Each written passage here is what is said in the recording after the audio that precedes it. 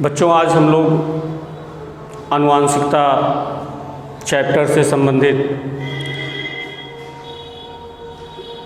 Law of inheritance को करने वाले Gregor John Mendel, father of genetics, जिन्होंने आनुवांशिकता के नियमों को सर्वप्रथम प्रयोगों के माध्यम से सिद्ध किया और वंशागत के जो भी छिपे हुए लक्षण थे उन सभी लक्षणों को बाह्य रूप से दर्शाने में, उनके कारण को बताने में सफल हुए। तो आज हम आप लोगों के साथ मेंडल की सफलता को लेकर के डिस्कस करेंगे कि मेंडल ने अपने आनुवांशिकता के प्रयोग में किस पौधे का चयन किया, उस पौधे में क्या ऐसे विशेष गुण थे,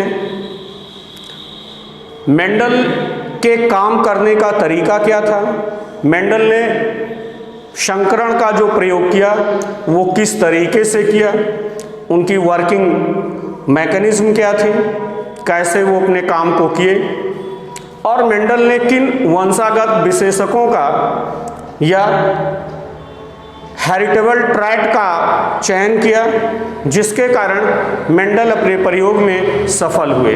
तो हम आपके साथ आज डिस्कस कर रहे हैं reasons for Mendel success, Mendel की सफलता का कारण या मेंडल की सफलता के क्या कारण थे, इस पर आज आपके साथ डिस्कस किया जाएगा। तो सबसे पहले आप ध्यान दोगे मेंडल की दूरदर्शिता,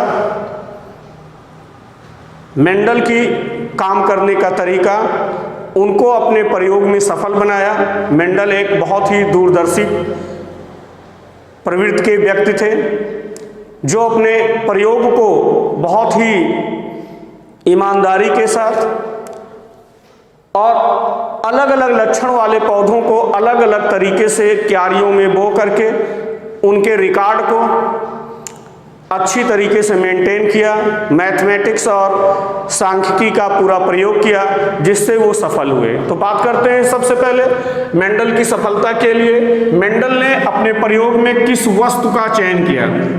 मेंडल ने अपने प्रयोग के लिए किस वस्तु यानी कौन से प्लांट का चयन किया। तो मेंडल ने अपने प्रयोग के लिए जिस प्लांट का चयन किया उसका नाम गार्डन पी उद्यान मटर थी। गार्डन पी उद्यान मटर, जिसे हमने वैज्ञानिक नाम पाइसम सैटिवम द्विनाम पद्धत कैरोलस लिनियस के अकॉर्डिंग मटर गार्डन पी पाइसम सैटिवम पर उन्होंने अपने वंशागत के नियमों का प्रयोग किया। मटर के पौधे में क्या ऐसी विशेषता थी उस पर हम फोकस करते हैं। मटर का पौधा यूजली एक वर्षीय होता है, एनुअल प्लांट होता है जिसका जीवन काल सामान्य रूप से 2 से 3 मंथ में कंप्लीट हो जाता है। मटर का पौधा एक वर्षीय होता है जिसका जीवन काल 2 से 3 माह में पूरा हो जाता है। इस प्रकार मटर के पौधे को बार बार बो करके जल्दी जल्दी हम आनुवांशिकता के संबंधित जो लक्षण हैं उनके बारे में एनालिसिस कर सकते हैं, बिकॉज इसका जो लाइफ स्पॉन है वो वेरी शॉर्ट होता है, 2 to 3 मंथ होता है। मटर का पौधे पुष्प बाइसेक्सुअल था, पुष्प इसका बाइसेक्सुअल था, द्विलिंगी पुष्प था। इस द्विलिंगी पुष्प में इनकी बनावट इस तरीके से थी कि मटर के पौधे में प्राकृतिक रूप से स्वपरागण होता है। प्राकृतिक रूप से स्वपरागण यानी सेल्फ पोलिनेशन, मटर के पौधे में प्राकृतिक रूप से स्वपरागण सेल्फ पोलिनेशन होता है जिससे पीढ़ी दर पीढ़ी शुद्ध रूप से आनुवांशिक लक्षण बने रहते हैं। आनुवांशिक लक्षणों की शुद्धता पीढ़ी दर पीढ़ी बनी रहती है क्योंकि मटर के पौधे में प्राकृतिक रूप से स्वपरागण होता है।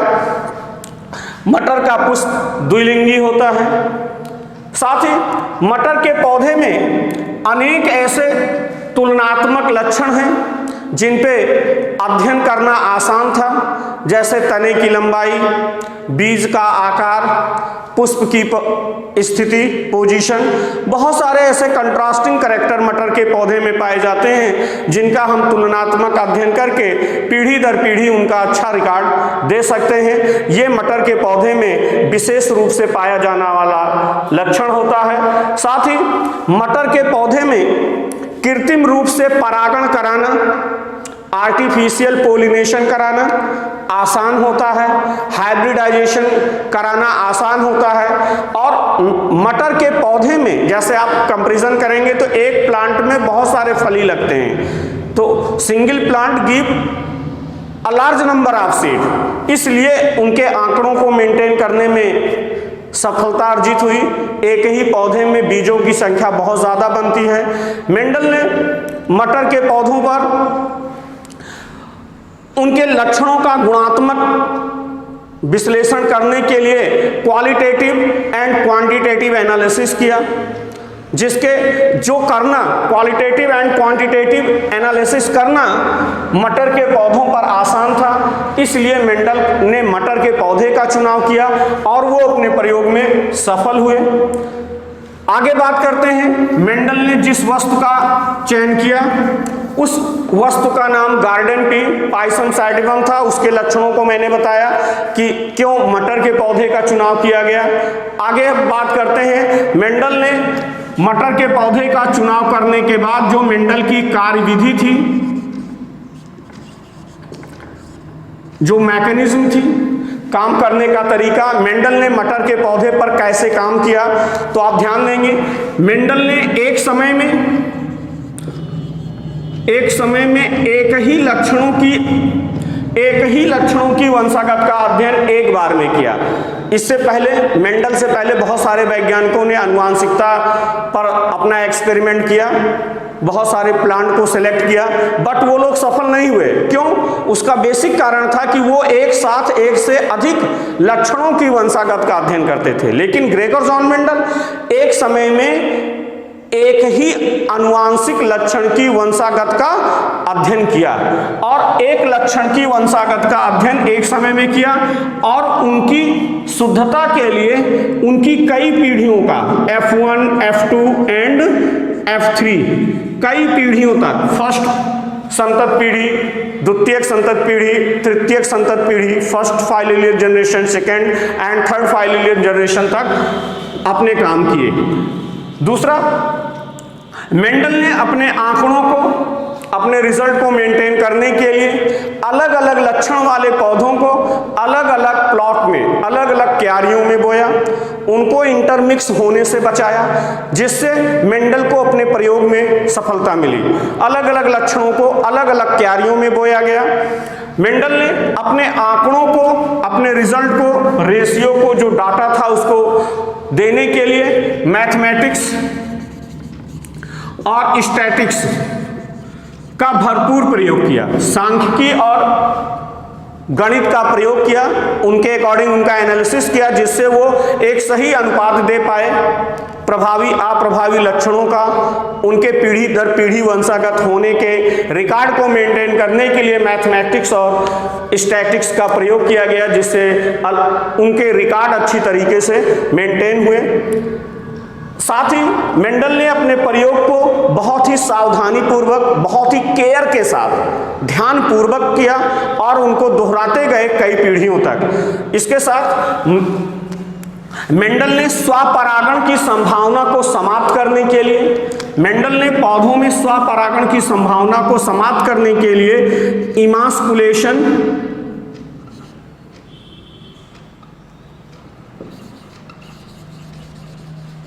एंड बैगिंग दो टेक्निक अपनाई। यद्यपि मटर का पुष्प द्विलिंगी होता है, उनमें स्वपरागण को समाप्त करने के लिए पुष्प के अपरिपक्व अवस्था में ही उनके पुंकेसरों को काट दिया गया।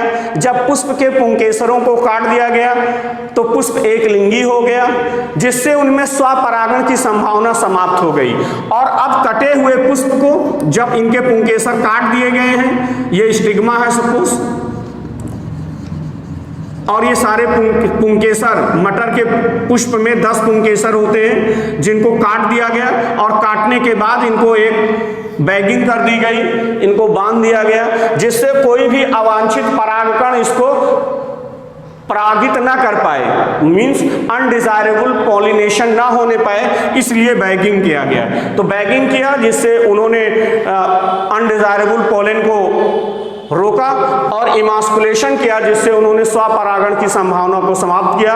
फिर मनचाहे जो डिजायरेबल ट्रैक थे, वांछित लक्षण वाले पौधों के परागकणों को इस स्टिग्मा पर कृत्रिम रूप से परागित कराया, जिससे उन्होंने अपनी इच्छा के अनुसार परागण करा के उन पौधों का F1, F2, F3 पीढ़ियों तक अध्ययन किया, जिससे वो अपने रिजल्ट को देने में काफी सफल रहे। तो इमास्कुलेशन और बैगिंग दो महत्वपूर्ण स्टेप हैं जिसके द्वारा आर्टिफिशियल या क्रॉस पोलिनेशन या हाइब्रिडाइजेशन को मेंटेन किया जाता है। तो मेंडल ने अपने काम को बड़े सावधानी पूर्वक एक बार में एक ही लक्षणों का, और साथ ही यह भी आपको जानना होगा कि मेंडल ने सभी प्रकार के टेस्ट किए, सभी प्रकार के टेस्ट जो आनुवांशिक लक्षण थे उन सभी टेस्टों को उन्होंने किया, जैसे मोनो हाइब्रिड क्रॉस किया, डाई हाइब्रिड क्रॉस किया, एंड पॉली हाइब्रिड या ट्राई हाइब्रिड क्रॉस किया, टेस्ट क्रॉस किए, बैक क्रॉस किए, इस तरीके के क्रॉस करते गए, और अल्टीमेटली वो अपने रिजल्ट को बहुत ही केयरफुल तरीके से मेंटेन किए और उनको उनके डाटा को प्रपोज किया, जिसके अकॉर्डिंग वो अपने आनुवांशिकता के सिद्धांतों को देने में सफल रहे। इस प्रकार मेंडल के काम करने का तरीका जो था वो दूसरे अन्य समकक्ष वैज्ञानिकों से अलग था, जिसके कारण वो अपने प्रयोग में सफल हुए। सौभाग्य से मेंडल ने जिन वंशागत विशेषकों का चुनाव किया, वंशागत विशेषकों का चुनाव किया जो मटर के पौधे में कंट्रास्टिंग कैरेक्टर थे, 7 पेयर कंट्रास्टिंग कैरेक्टर मटर के पौधे में पाए गए, उन 7 कंट्रास्टिंग वंशागत विशेषकों का कंट्रास्टिंग कैरेक्टर जो थे उनको उन्होंने सेलेक्ट किया, मींस सिलेक्शन ऑफ हेरिटेबल ट्रैट। जो वंशागत विशेषक थे उनका जो चुनाव किया उनको यहाँ पे मेंशन किया गया है। 7 तुलनात्मक लक्षणों का उन्होंने चुनाव किया। ये 7 जोड़ी तुलनात्मक लक्षण हैं जिनके जो एलिलोमार्फ थे वो एलिलोमार्फिक कैरेक्टर जो थे वो 2 तरीके से अपीयर होते थे, एक डोमिनेंट कंडीशन और दूसरी रिसेसिव कंडीशन। तो इनको हम ध्यान से देखेंगे कि मेंडल के द्वारा वंशागत विशेषकों का जो चुनाव किया गया 7 पेयर एलिलोमार्फ थे, उनमें फर्स्ट कैरेक्टर था लेंथ ऑफ स्टेम, तने की लंबाई। तने की लंबाई का जो एलिलोमार्फ था डोमिनेंट फॉर्म लंबापन, रिसेसिव फॉर्म ड्वार्फ था अर्थात वो बौना होता है। पोजीशन ऑफ फ्लावर, पुष्प की स्थिति का जो प्रभावी डोमिनेंट फॉर्म था वो एक्सियल था, और रिसेसिव फॉर्म जो था वो टर्मिनल होता है। साथ ही कलर ऑफ पॉड, फली का रंग ग्रीन प्रभावी, येलो अप्रभावी था। शेप ऑफ पॉड, फली का आकार इन्फ्लेटेड और अप्रभावी जो था वो कॉन्स्ट्रिक्टेड था। शेप ऑफ सीड, बीज का आकार गोल और अप्रभावी फॉर्म था, रिंकल्ड झुर्रीदार। साथ ही कलर ऑफ सीड या कॉटिलिडन, बीज पत्रों का रंग जो था वो पीला प्रभावी था और ग्रीन अप्रभावी होता है। और पुष्प का जो रंग था कलर ऑफ फ्लावर वो प्रभावी लक्षण के रूप में पिंक या वायलेट होता है और अप्रभावी लक्षण के रूप में व्हाइट होता है। अब यहाँ ध्यान देने की बात है, ये जो 7 कैरेक्टर हैं, 7 पेयर कैरेक्टर हैं जिनका एक फॉर्म डोमिनेंट है और दूसरा फॉर्म रिसेसिव फॉर्म है। अब डोमिनेंट और रिसेसिव फॉर्म को गवर्न करने के लिए अलग अलग गुणसूत्र हैं और उन गुणसूत्रों में उपस्थित जीन इन लक्षणों के वंशागत के लिए जिम्मेदार होते हैं। तो स्पेशल पॉइंट के तौर पे मैं यहाँ पे आपको बताना चाहता हूं कि स्पेशल पॉइंट इसका क्या है।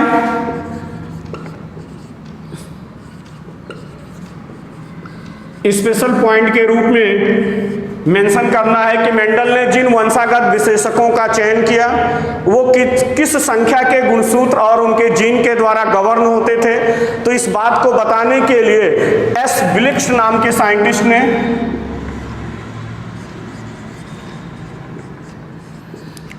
ब्लिक्स ने बताया कि मेंडल ने जिन वंशागत विशेषकों का चयन किया वो चार भिन्न भिन्न गुणसूत्रों के द्वारा, चार भिन्न भिन्न गुणसूत्र और उन पर उपस्थित जीन के द्वारा कंट्रोल किए जाते थे। और ये चारों गुणसूत्र संख्या है first, fourth, fifth and seventh. ये चार नंबर के गुणसूत्र, चार अलग अलग नंबर, पहला नंबर का गुणसूत्र, दूसरे नंबर, चौथे नंबर का गुणसूत्र, पांचवें नंबर का गुणसूत्र और सातवें नंबर के गुणसूत्र, अर्थात टोटल नंबर ऑफ 1 2 3 4, टोटल 4 गुणसूत्र इन 7 ट्रैट के लक्षणों को गवर्न कर रहे थे। अब ध्यान देंगे कि इन 4 गुणसूत्रों में से फर्स्ट पेयर का जो पहला गुणसूत्र जो था, फर्स्ट गुणसूत्र 2 लक्षणों का, 2 प्रकार के लक्षणों का, मींस कलर ऑफ सीड और कॉटिलिडन्स और फ्लावर का कलर, ये दोनों लक्षण एक ही नंबर के गुणसूत्र के द्वारा नियंत्रित किए जाते हैं। अर्थात फर्स्ट क्रोमोसोम 2 कैरेक्टर का क्रियान्वयन करता है और जो चौथे नंबर का गुणसूत्र है, फोर्थ नंबर का क्रोमोसोम, आप देखोगे ये length of stem, position of flower and shape of pod, ये तीन लक्षण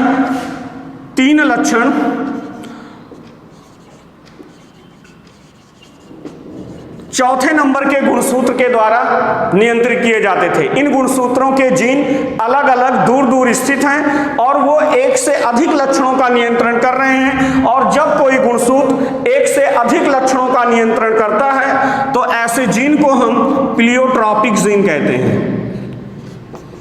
आप याद रखोगे कि प्लियोट्रॉपिक जीन कौन होते हैं, तो आप कहोगे प्लियोट्रॉपिक जीन वे जीन होते हैं जो एक से अधिक आनुवांशिक लक्षणों का नियंत्रण करते हैं। तो मेंडल के वंशागत विशेषकों में 2 गुणसूत्र ऐसे हैं जिनके जीन एक से अधिक लक्षणों के वंशागत का नियंत्रण करते हैं, जिनका नंबर है फर्स्ट क्रोमोसोम और फोर्थ क्रोमोसोम।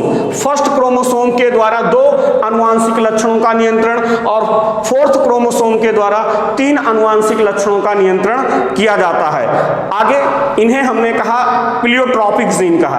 आगे एस ब्लिक्स ने यह भी बताया कि मेंडल के वंशागत विशेषकों में बीजों का झुर्रीदार होने का क्या कारण है, बीज क्यों झुर्रीदार हुए, उसका कारण उन्होंने बताया कि जो बीज हैं इनके बनते समय इनका जो आनुवांशिक प्रारूप था, उस आनुवांशिक प्रारूप के अकॉर्डिंग इनके अंदर starch branching enzyme, starch branching enzyme means SBE की अनुपस्थिति के कारण, स्टार्च ब्रांचिंग एंजाइम की अनुपस्थिति के कारण फ्री शुगर का स्टार्च में कन्वर्जन नहीं हो पाता, अर्थात जो शुगर था वो स्टार्च में कन्वर्ट नहीं हो पाता।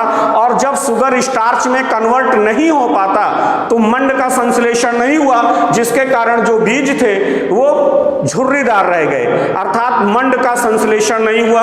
और मंड को संश्लेषित करने के लिए जो एंजाइम जिम्मेदार है, उस एंजाइम का नाम है स्टार्च ब्रांचिंग एंजाइम्स। ये एंजाइम ना होने के कारण बीज झुर्रीदार पैदा हुए। ये मेंडल के स्पेशल फीचर्स थे जो वंशागत विशेषकों में देखा गया कि बीजों का झुर्रीदार होने का क्या कारण है। साथ ही आपने इस प्रकार देखा कि मेंडल के द्वारा जो प्रयोग किए गए उनमें जो वंशागत विशेषक थे, इन वंशागत विशेषकों के का जो नियंत्रण हो रहा था वो 4 अलग अलग गुणसूत्रों के द्वारा हो रहा था, जिनमें से गुणसूत्र 1 के द्वारा 2 आनुवांशिक लक्षणों के जीन निर्धारित कर रहे थे और गुणसूत्र 4 के द्वारा 3 आनुवांशिक लक्षणों के जीन थे जो उनके लक्षणों के निर्धारण करने के लिए पूरी तरीके से जिम्मेदार थे। इन लक्षणों के जीन गुणसूत्र पर दूर दूर स्थित थे। तो इस प्रकार आज के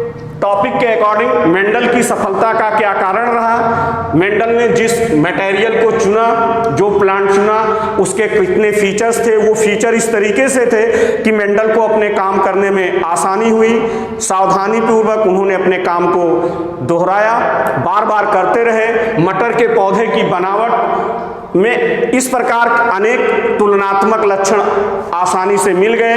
पौधे का जीवन काल छोटा था जिससे बार बार प्रयोग को दोहराने में सफलता मिली। साथ ही स्वपरागण होने के कारण आनुवांशिक रूप से पीढ़ी दर पीढ़ी शुद्ध लक्षण बने रहे और स्वपरागण की संभावना को समाप्त करने के लिए इमास्कुलेशन और बैगिंग करना बड़ा आसान था, इसलिए हाइब्रिडाइजेशन सफल हुआ बैगिंग और इमास्कुलेशन के माध्यम से, जिसमें उन्होंने पुंकेसरों को रिमूव किया। मैथमेटिक्स और स्टैटिक्स का भरपूर यूज किया जिससे आंकड़ों को मेंटेन किया गया।